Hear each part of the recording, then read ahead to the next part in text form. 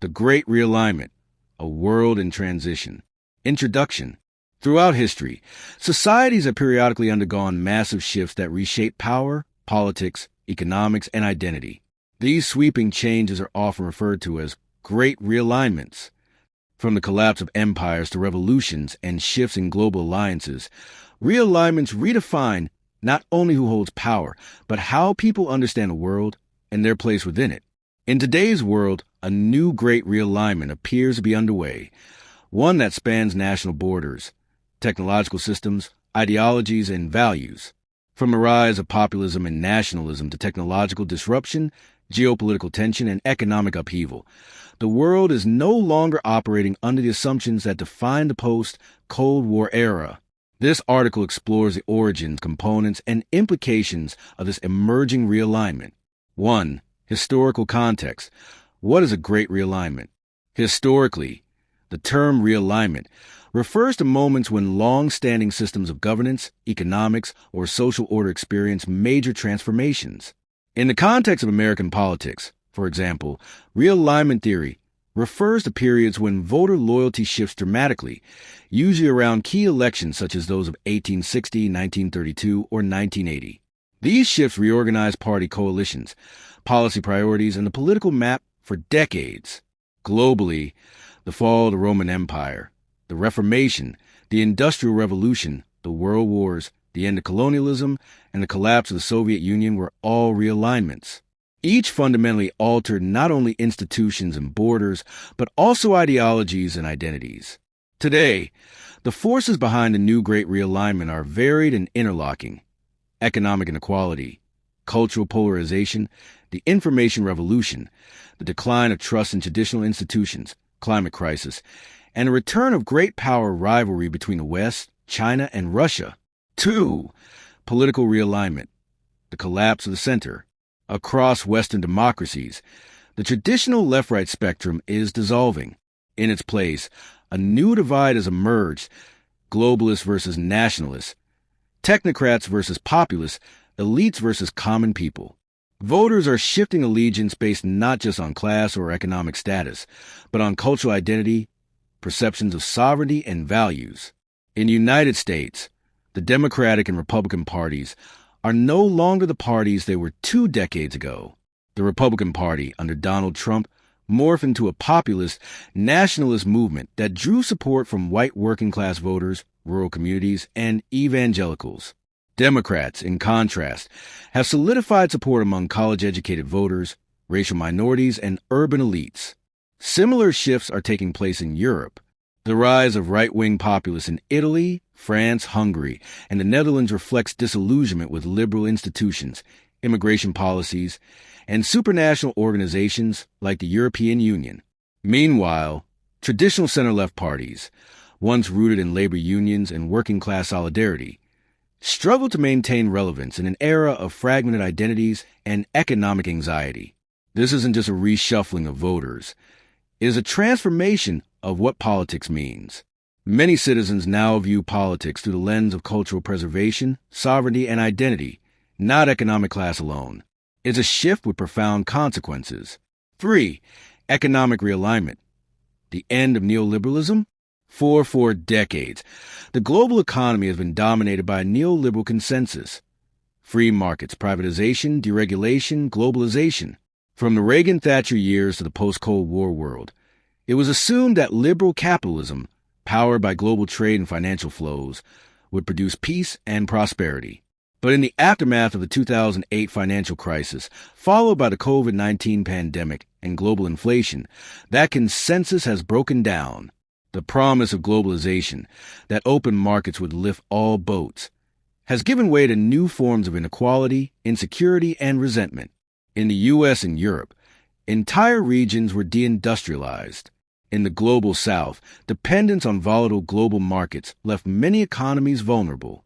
Now, a new economic realignment is underway. Governments are reasserting control over markets. There is growing skepticism about free trade, and many countries are pursuing industrial policies to protect domestic industries. The U.S. CHIPS Act, meant to counter China's technological rise, and the Inflation Reduction Act, which focuses on green investment, are examples of state-driven economic strategy.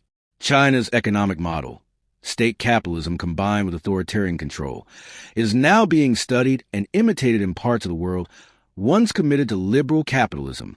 The very idea of what progress and development mean is being redefined for geopolitical realignment, a multipolar world.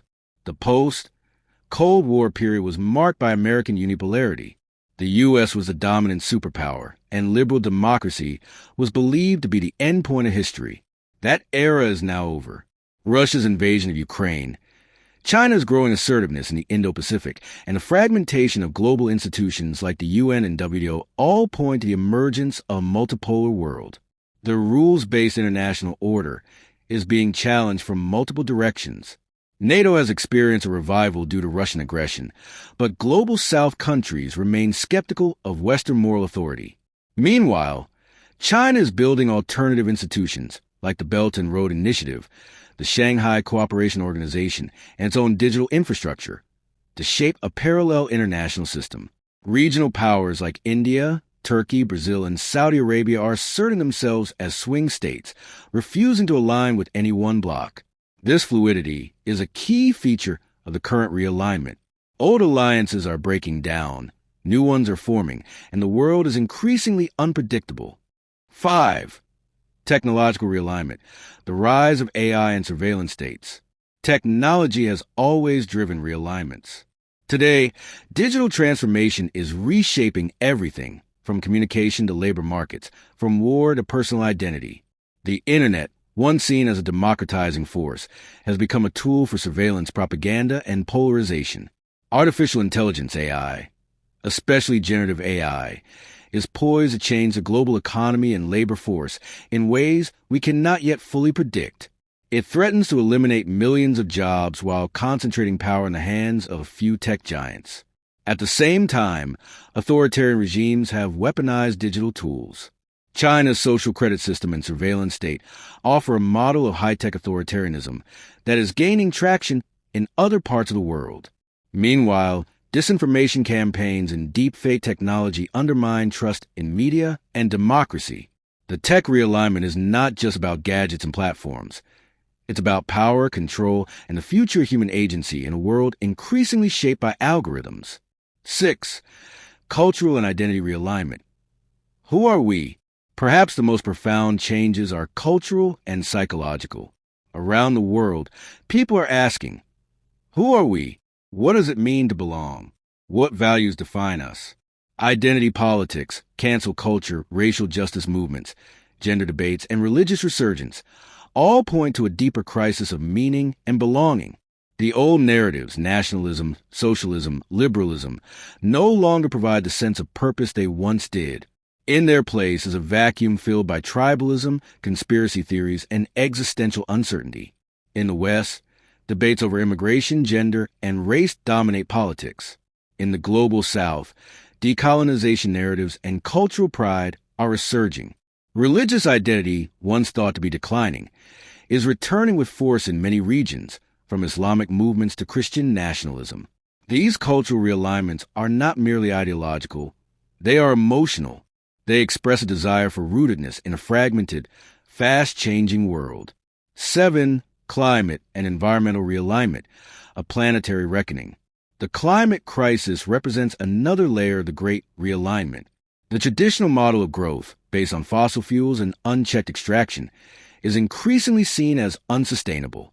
Extreme weather, mass migration, rising sea levels, and resource scarcity are forcing governments to rethink everything from urban planning to food security.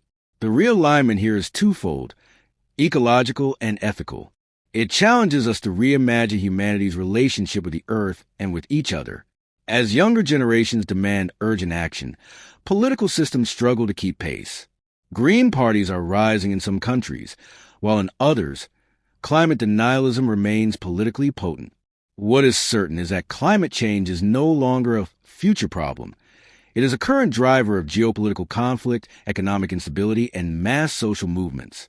8. The psychological cost. Anxiety in the age of disruption. Every realignment brings psychological strain. Today's world is marked by uncertainty, fatigue, and mental health crises. Social media intensifies these feelings, creating echo chambers and feeding perception of constant crisis. Anxiety, depression, loneliness, and polarization are not just private issues. They are public health challenges linked directly to the turbulence of this realignment.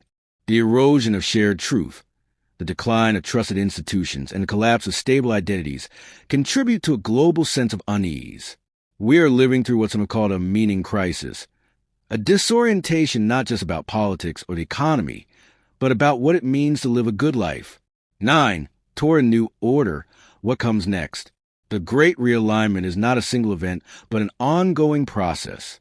It is not yet clear what new order will emerge from the current chaos. Will liberal democracy adapt and survive?